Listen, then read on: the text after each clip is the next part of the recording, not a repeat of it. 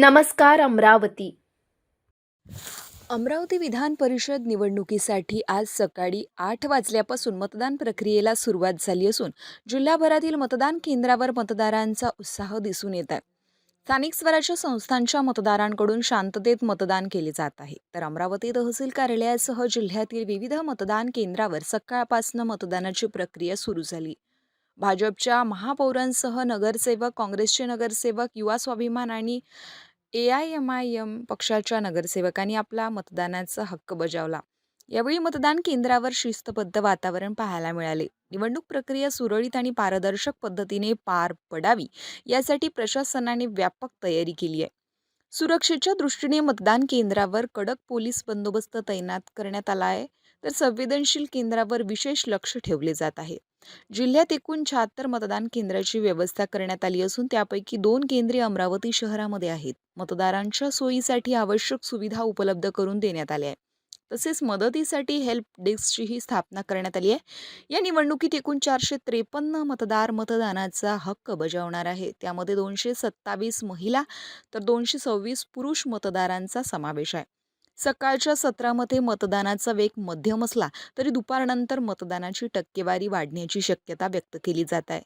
एकंदरीत शांततेत आणि उत्साहपूर्ण वातावरणामध्ये अमरावती विधान परिषद निवडणुकीचे मतदान सुरू असून प्रशासनाकडून निष्पक्ष आणि पारदर्शक मतदानाची खात्री केली जाते। जिस प्रकार से आपके ही माध्यम से, मीडिया के माध्यम से ज़्यादा हमको सुनने को मिला है कि पोटे साहब वन साइड निकल रहे हैं, तो हमारा तो खुशी का ठिकाना नहीं है और हमको तो पार्टी धर्म निभाना ही है। मैं आज पूरे 27 नगर सेवकों के साथ में आकर यहाँ वन साइड वोटिंग किया है हमने हमारे प्रतिनिधि को, और हमें कोई शक नहीं है कि उन्हें विधान परिषद से जाने को रोक सकता है। हमें अपने आमदार पे बड़ा गर्व है। उनके 2 टर्म देखे हैं हमने। 2 टर्म में जिस प्रकार से उनकी सोच रहती है सभी नगर सेवकों को लेके चलना, वो सोच पे अभी भी वो कायम है और आमदार अभी बन के आ जाएंगे 22 तारीख को। आप सभी की शुभकामना है। तो उसके बाद में सभी का विकास भी होगा अमरावती शहर का, क्योंकि ये स्वराज्य संस्था के विधान परिषद है जिसमें आमदार हमको बहुत जरूरी है। आज विधान परिषद अपन स्वराज संस्था के हम भी जनप्रतिनिधि है, नगर सेवक है, तो हमको उनकी जरूरत भी है। मतदान के कुछ पूर्व पहले कांग्रेस से व्हीप निकाला था, लेकिन कुछ नहीं होना है। वो सब जो भी है ये ठीक है, एक पॉलिटिकल इंस्टेंट रहते हैं। पोटे साहब को आप भी सब लोग जानते हो, ऐसा कुछ भी नहीं होना है। और मुझे यकीन ही नहीं, भरोसा भी है कि आज 453 वोट है, उसमें से हम एक पार्टी का छोड़ के 5 वोट 448 पे तो हम दावा कर सकते हैं। महापौर श्रीचंद तेजवानी यांनी मतदारांनी लोकशाही बळकट करण्यासाठी मतदान प्रक्रियेत सक्रिय सहभाग नोंदवावा असं आवाहनही केले आहे। स्पष्ट बोलायला झालं तर प्रवीण पोटे पाटील यांना मी मतदान करायला आलो, यात काही लपवायची गोष्ट नाही आहे। त्याला कारणही असं आहे की एक तर आमचं पक्ष भाजपचे कॅन्डिडेट आहे आणि दुसरं त्या वैयक्तिक प्रवीण पोटेंबद्दल विचार केला तर या अगोदर 2दा जेव्हा त्यांनी त्यांचा कार्यकाळ पाहिला त्यावेळेस लक्षात असं आलं की प्रत्येक माणसाशी पूर्ण निवडून आल्यानंतर जे टचमध्ये राहण्याची प्रकार आहे त्यांचा, तो अतिशय कौतुकास्पद आहे। त्यामुळे जेव्हा इलेक्शन लढत होतो तेव्हा लक्षात आलं की जुनेही माणसं, कारण असं असतं की नगरसेवक किंवा महानगरपालिकेतले नगरसेवक यातले बरेचसे रिपीटेड कॅन्डिडेट असतात। त्यामुळे पूर्ण 10-12 वर्षापासूनचं त्या माणसाचा कॉन्टॅक्ट आहे, ही त्यासाठी एक जमेची बाजू आहे असं मला लक्षात आलं। किती मतांनी वास्तविक असा अंदाज घ्यायला नको, पण भरघोस मतं निवडून येतील।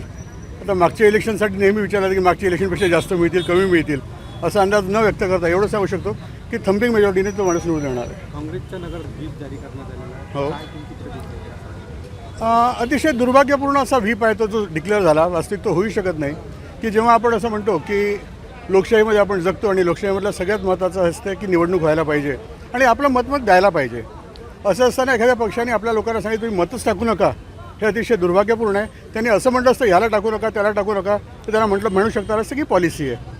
पण दुसरी बाजू अशी आहे की जेव्हा व्हीपबद्दल आपण बोलतो तर whip is always applicable to जिथे वोटिंग ओपन आहे, जिथे लक्षात येईल, जिथे आवाज पद्धती आहे, हात वर करायचा आहे, तर लक्षात येते की ह्या माणसाने वोट दिला, या माणसाने नाही दिलं।